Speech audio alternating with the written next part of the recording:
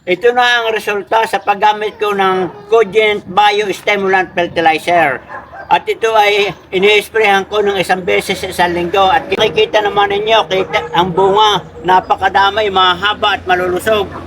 At ang isa pa sikreto ko dito, kabayan, ay aking tinitrend, natanggalan ko ng ibang mga dahon.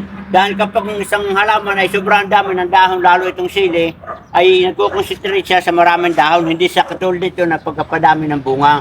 Yan.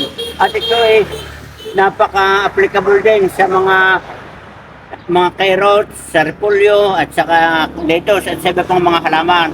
At ang pag-spray nito mga kabayan ay mula alas 5 ng umaga hanggang alas 9 ng umaga. At kung hapon naman ay mga 5:30 paglubog ng araw hanggang gabi para hindi ma-stress ang halaman at ma-absorb niya lahat yung kanyang mga nutrients nitong stimulant bio fertilizer. At yan mga kabayan, saan ay nagustuhan ninyo ang aking binahaging ito at talagang kita naman nyo, epektibo. Ito akin ang i-sprayhan. Oh.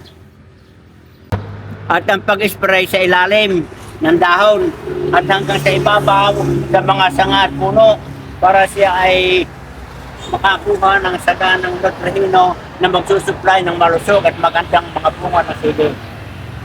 Sa mga repolyo, napakaganda rin itong gamitin ninyo mga kabayan.